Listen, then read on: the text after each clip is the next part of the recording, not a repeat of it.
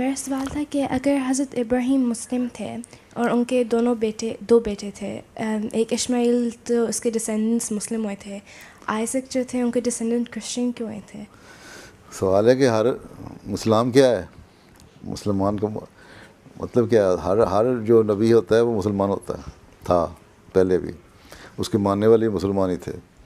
حضرت ابراہیم کو بھی اللہ تعالیٰ نے یہ فرمایا کہ اللہ تعالیٰ نے پہلے سے نام مسلمان رکھا ہوا ہے، صرف ان کا ہی نہیں بلکہ ہر جو مسلمان کا مطلب ہے فرمان برداری کرنا، اللہ تعالیٰ کے حکموں کو ماننا، ٹھیک ہے، ٹھیک ہے نا، یہی اسلام کا نام ہے۔ تو باقی یہ جو نام رکھے ہیں، یہ اس کے بعد جو حضرت اسحاق تھے ان کی نسل میں سے جو چلے، اس میں مختلف نبی پیدا ہوتے رہے، اور آخر میں حضرت عیسیٰ آئے، ٹھیک ہے، موسیٰ کی شریعت کو لے کے، ٹھیک ہے۔ تو کرسچنس تو اس لیے کہلاتے ہیں کہ حضرت عیسیٰ کو ماننے والے ہیں، عیسائی کہلاتے ہیں، نصارہ ہیں۔ حضرت اسحاق کے جو اس سے پہلے عیسائیوں سے پہلے ہیں وہ یہودی کہلاتے ہیں، جیوز ہیں۔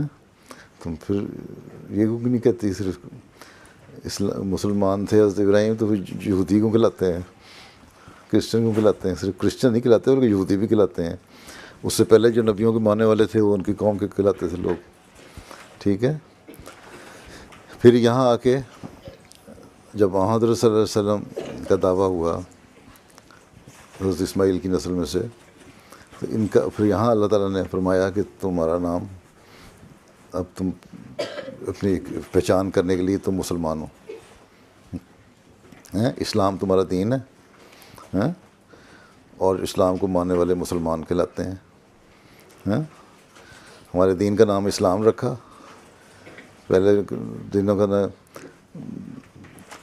جو موسیٰ کے دین کا اور نام تھا، نصرانی اور تھے، یہودی اور تھے، لیکن اسلام کا آنظرم کے دین کا نام اسلام رکھ دیا۔